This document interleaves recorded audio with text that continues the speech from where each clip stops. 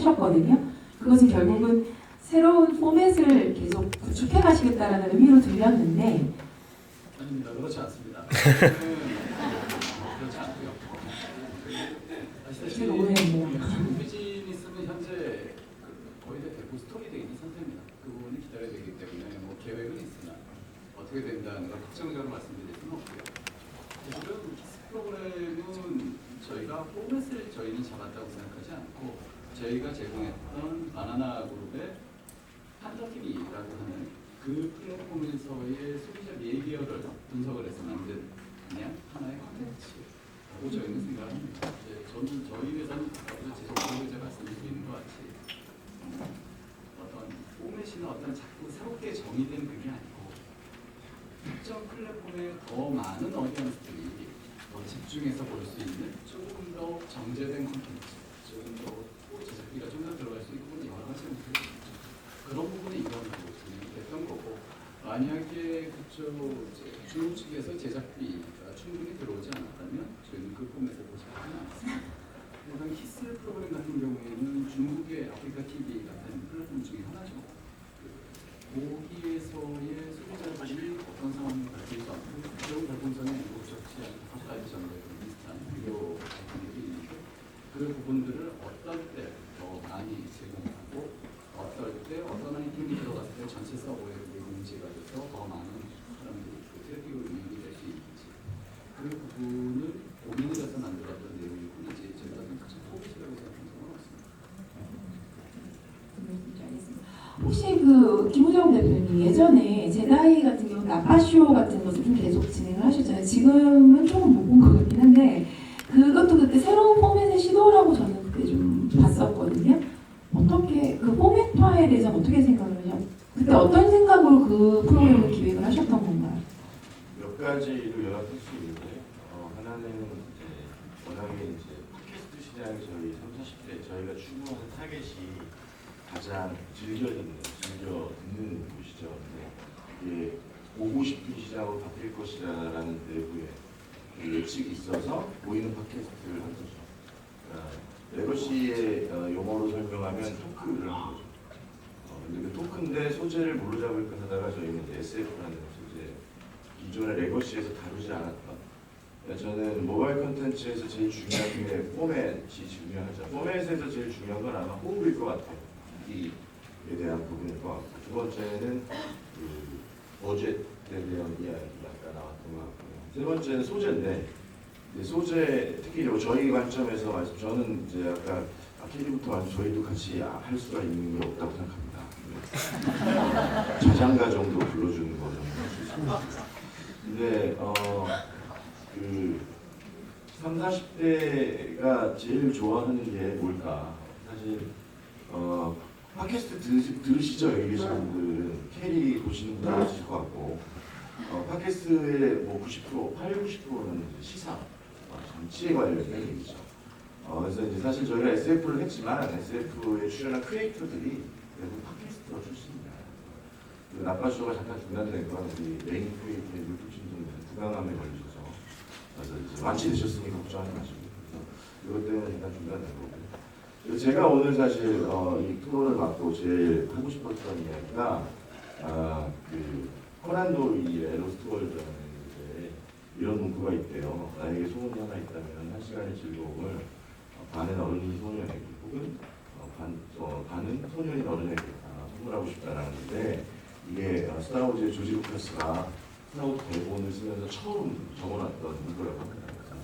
저는 그렇게 믿었어요. 어른들이 소년의 감성을 갖고 있다고.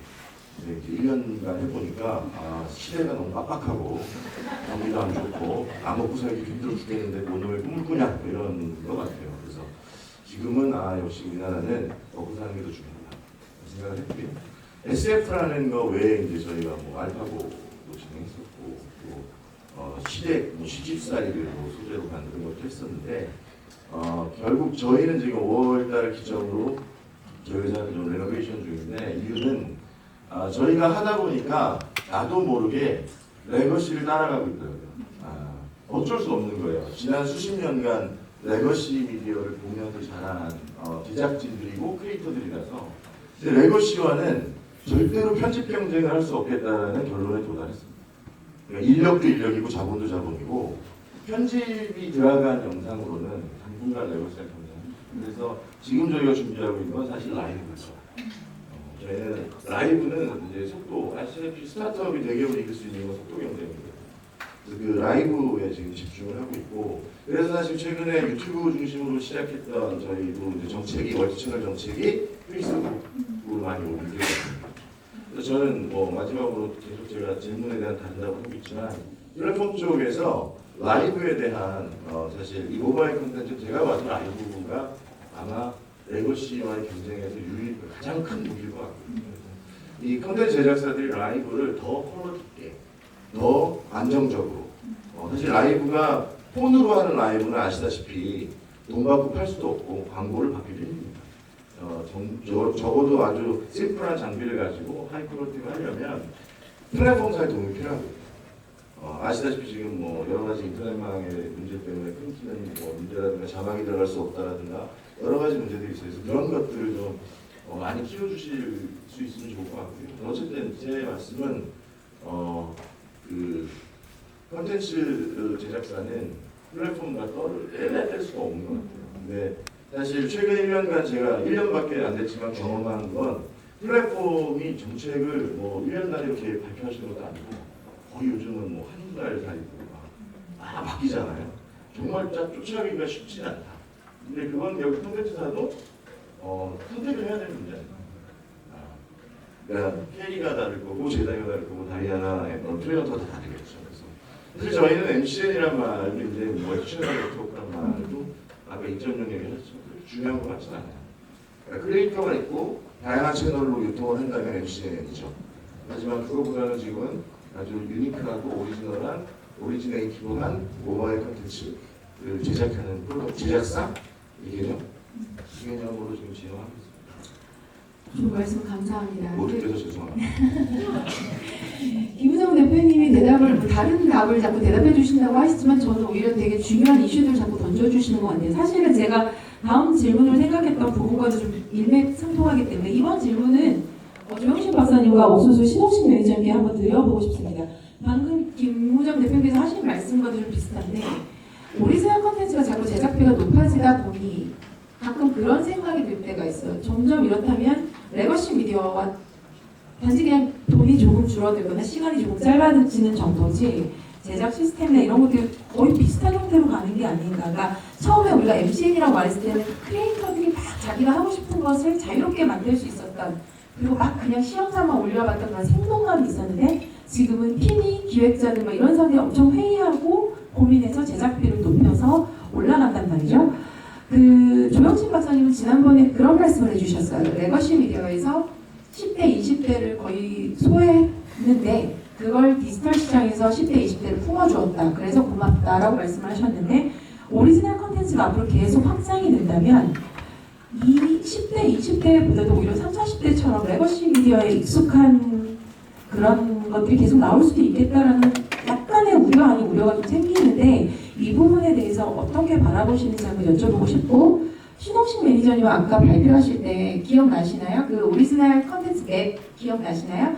TV 라이크 그리고 모바일 라이크라고 하셔서 지금 최근에 성공하셨던 폰 메모리즈 같은 경우도 굉장히 TV와 비슷한 포맷으로 만들었던 오리지널 컨텐츠였거든요. 그리고 이제 모바일 라이크 그리고 정말 디지털 친화적인 그런 오리지널 컨텐츠는 뭐 72초 정도로 지금 분류를 해주셨는데 72초도 오리지널 컨텐츠지만 그냥 네이버가 처음에 그냥 오픈하시고 많이 멀티 플랫폼 전략으로 결국은 브랜드 파워를 올렸단 말이죠. 그래서 말씀하셨던 익스클루시브의 개념에서는 좀 벗어나 있거든요.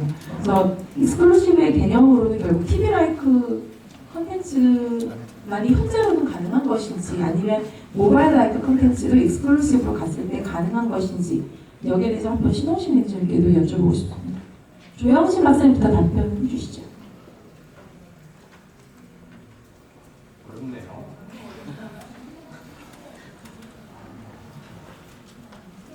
아까 박진우 이사님께서 오스미스 얘기하시면서 로딘이라고 로딘이 만들고 있는 어서비스 TV가 주인이 두 번 바뀌었어요. 처음에는 드림웍스에서 인수를 했다가 드림웍스를 다시 MBC 유니버셜에 인수를 했죠. 그 과정에서 로딘이 지속적으로 얘기하는 대목이 하나가 있어요. 우리는 MCN 사업자가 한다. 우리는 MCN도 하는 사업자다. 그러면서 키를 내세웠던 것. 그런데 쭉 불러봤더니 10대를 겨냥한 컨텐츠를 생산하는 사업자들은 이제 없더라. 우리는 그 매체가 무엇이든 간에 10대를 위한 컨텐츠를 만드는 레거시 사업자다. 그리고 그 레거시 사업자가 MCN도 한다. 이렇게 이제 오선뉴스 TV의 로빈은 얘기를 했거든요. 그러니까 질문을 다시 한번 돌려봐야 될 것 같은데요.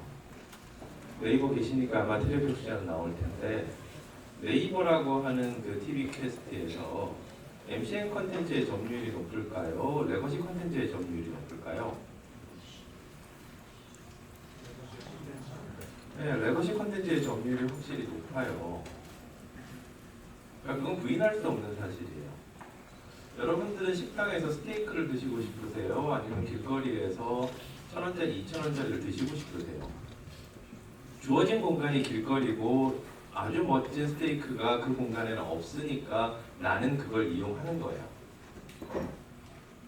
근데 그 공간에 훨씬 좋은 컨텐츠가 들어와서 제공해 주면 그걸 먹겠죠. 사람들이 좋아하는 컨텐츠라고 얘기하는 것들은 나를 즐겁게 해주는 게 목적이지 1인 크리에이터가 나오고 안 나오가 중요한 건 아니거든요.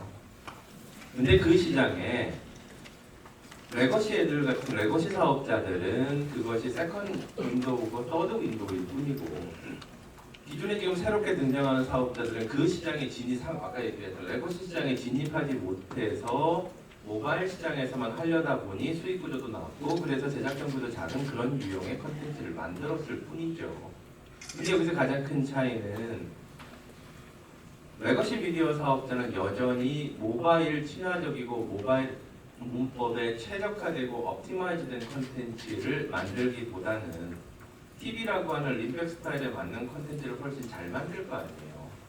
근데 모바일에 있는 사람들은 주어진 여건상에서 림백보다는 인터랙티비티를 하는 것이 주의를 덜 더 많이 끌어서 그쪽으로 만드는 거겠죠. 근데 사람들의 요구가 림백을 하면서도 인터랙티브를 요구하는 쪽으로 간다면 어느 쪽이 승산이 있을까요?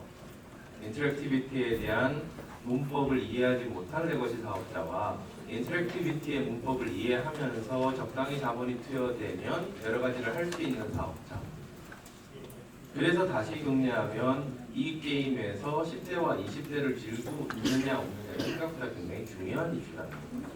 길게 보면 MCN 컨텐츠가 1인 크리에이터가 나오고 그래서 앞으로도 1인 크리에이터 형식으로 컨텐츠가 만들어져야 된다고 얘기하는 게 아니고요.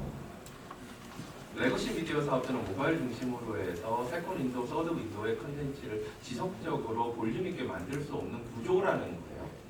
그 구조의 틈을 MCN 사업자라고 하는 사람들이 들어갔던 거고요. 그래서 지난번에 계속 반복적으로 도티가 얘기하는 게 내 컨텐츠를 10대들이 좀 프리미엄이라고 얘기한다고 얘기하잖아요.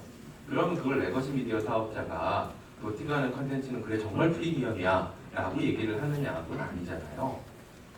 그건 그 세대가 좋아할 뿐이라는 거고요. 그래서 그 맥락에서 오리지널 컨텐츠 MCN의 이런 모습, 그래서 그들의 모습이 레거시와 유사한 형태로 가는 것 자체에 무슨 큰 잘못을 하는 것처럼 비춰지는 건 개인적으로는 좀 그렇고요. 그러니까 프로덕션의 역량이 이제 다 올라서 이따가는 1인 미디어를 만드는 그 정도의 돈으로 좋은 컨텐츠를 만들어낼 수 있으면 되는 거겠죠. 그리고 한 가지 아까 김은정 대표님 얘기하신 대로 한 가지만 조금 짚어야 될 부분이 그러니까 플랫폼이 다 다르고 컨텐츠가 다 달라서 그러니까 보통 명사로 이 대명사 형태로 설명을 하면 되게 이게 꼬여요. 실제로는. 그러니까 아까 그 우리 유 팀장님이 얘기하셨던 페이스북의 전략하고 유튜브의 전략은 플랫폼의 성격이 달라서 다른 건데 그래서 페이스북이 얘기를 했기 때문에 앞으로 플랫폼은 다 그렇게 가야 되는 것처럼 이해하는 것도 실제로 굉장히 리스크하고요. 또 달리 얘기하면 라이브기 때문에 편한 건 아니에요. 그러니까 라이브이기 때문에 실제로 굉장히 정교해야 될 필요도 있고요. 근데 주어진 여건이 모바일이라는 단계에서는 조금 죄송합니다만 B급이라는 표현을 쓰더라도 그 정도의 어떤 사람들이 수용해 주니까 넘어가는 것이고, 지상파에서는 그렇게 나오면 수용하지 않으니까 문제가 돼서 하는 것일 뿐이지, 그 시장에서도 굉장히 정치한 작업들은 필요하죠.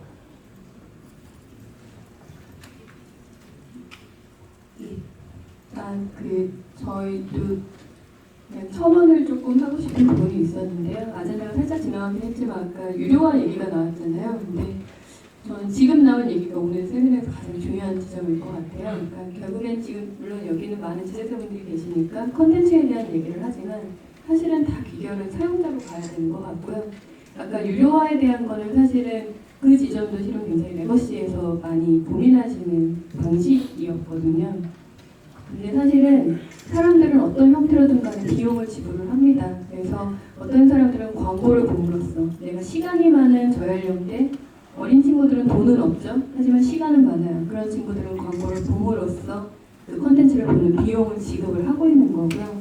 나이가 좀 드신 분들은 시간이 없어요. 돈은 있는데. 그러니까 돈을 내고 컨텐츠를 보시는 거죠. 그래서 결국에는 지금 말씀하신 것처럼 디지털 레거시 사업자라는 분들이 보통 40대 이상을 타겟으로 만들어지는 시장을 분석해서 유료 페인 모델도 만들고 어쩌고 했다면 사실 지금 모바일이나 인터넷 시장은 10대, 20대, 30대가 메인이 되는 시장이고 특히나 10대 사용자라는 건 앞으로 성장하는 사용자잖아요. 그러면은 그들에게 맞는 비용 구조를 짜주는 거.